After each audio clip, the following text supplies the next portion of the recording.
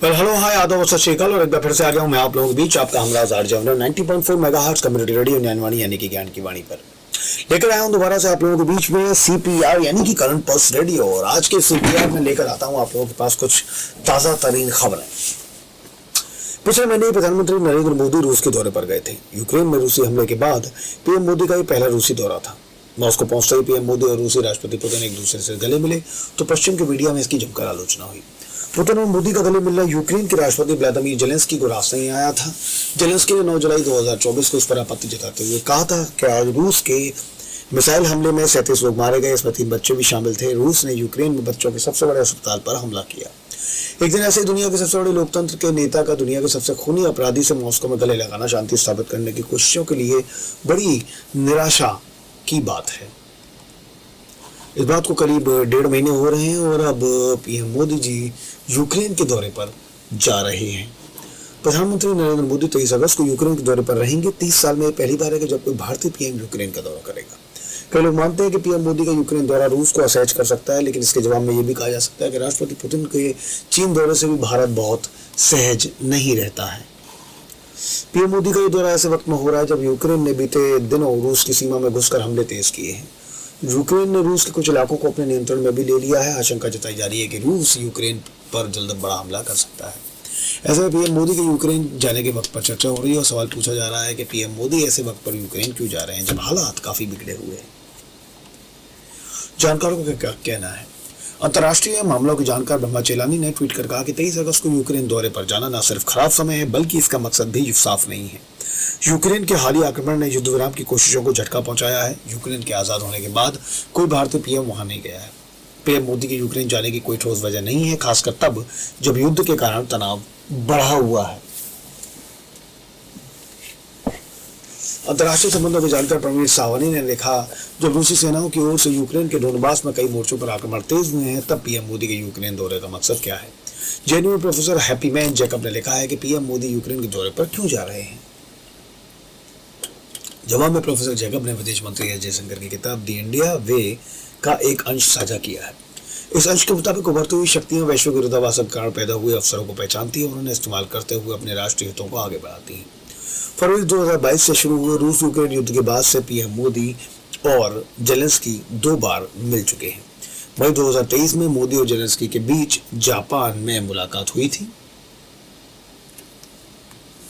जून 2024 में दोनों नेता इटली में भी मिले थे। रक्षा विशेषज्ञ ब्रह्मा चेलानी ने लिखा है कि इस समय मोदी की यूक्रेन यात्रा काफी बुरी साबित हो सकती है। यूक्रेन की घुसपैठ के बाद रूस पर बड़े हमले की तैयारी कर रहा है। अमेरिका की यहाँ युद्ध विराम में कोई दिलचस्पी नहीं है। ब्रह्मा चेलानी ने बांग्लादेश का जिक्र करते हुए मोदी से भारत के लिए मौजूद चुनौतियों पर ध्यान देने की सलाह दी है। भारत और यूक्रेन ने मोदी के दौरे पर क्या कहा? पीएम मोदी ने यूक्रेन के दौरे के बारे में भारत और यूक्रेन के विदेश मंत्रालयों की ओर से जानकारी दी गई है। भारतीय विदेश मंत्रालय के सचिव तन्मेलाल से प्रेस वार्ता के दौरान पूछा गया कि क्या पीएम मोदी के रूस दौरे के बाद पश्चिमी देशों से हुई आलोचना के कारण यूक्रेन का दौरा रद्द किया जा रहा है। तन्मेलाल ने जवाब दिया, भारत के रूस यूक्रेन से मजबूत और स्वतंत्र संबंध हैं जिनका अपना अपना अस्तित्व है।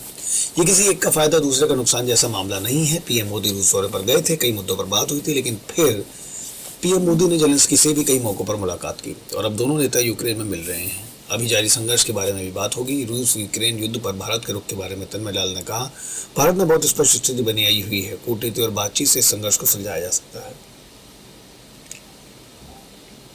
इससे स्थायी शांति स्थापित हो सकती है, इसलिए बातचीत बहुत जरूरी है। तन्मेलाल ने कहा कि स्थायी शांति केवल उन विकल्पों के माध्यम से हासिल की जा सकती है जो दोनों पक्षों को स्वीकार रहे। इसका समाधान केवल बातचीत से ही हो सकता है।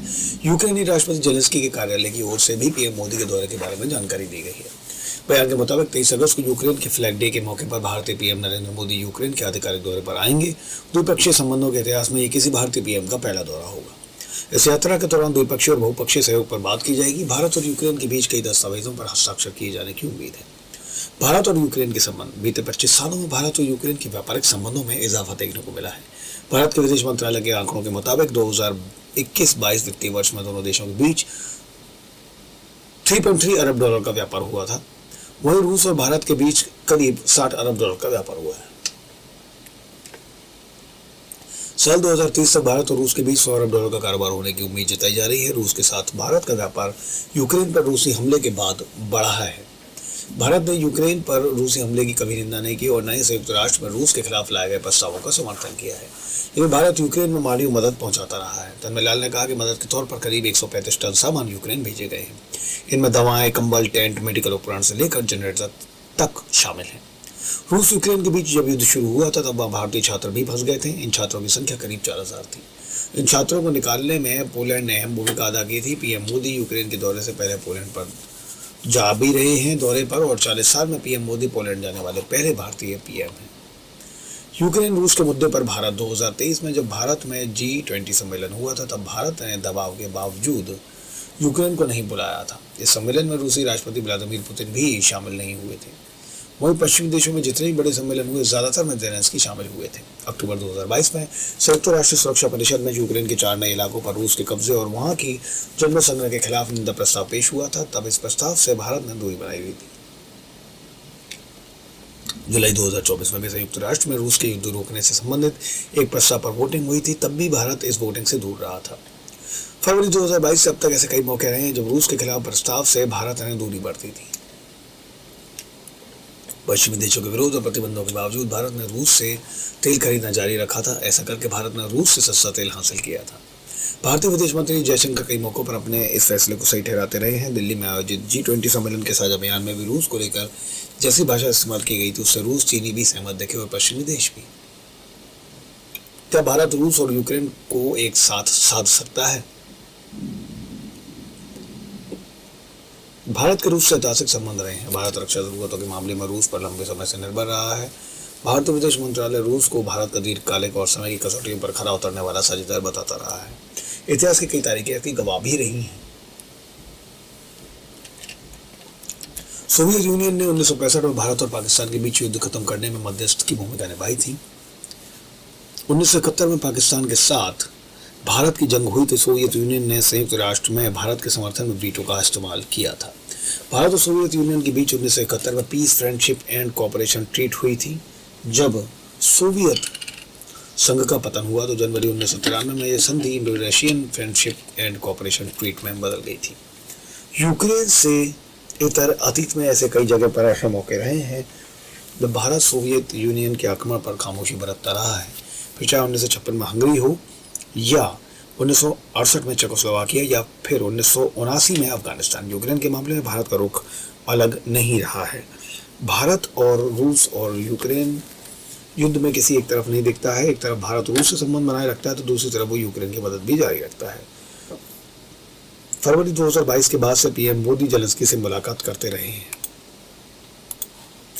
युद्ध के दौरान भारत रूस के बीच बड़ा कारोबार इसका गवाह है। प्रोफेसर जैकब ने एक लेख में लिखा था, आक्रामक रूस अमेरिका और पश्चिमी देशों की समस्या है, न कि भारत की।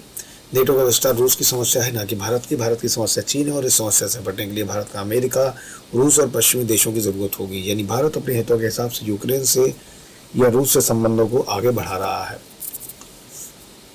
प्रोफेसर जैकब ने ये एक लेख में ये लिख दिया था। रूस यूक्रेन युद्ध में अमेरिका की अगुवाई में पश्चिमी देश यूक्रेन के साथ हैं। इन देशों की बाकी देशों से भी यही उम्मीद है, मगर बीते 2.5 साल में भारत इस बात के दबाव में नहीं दिख रहा है।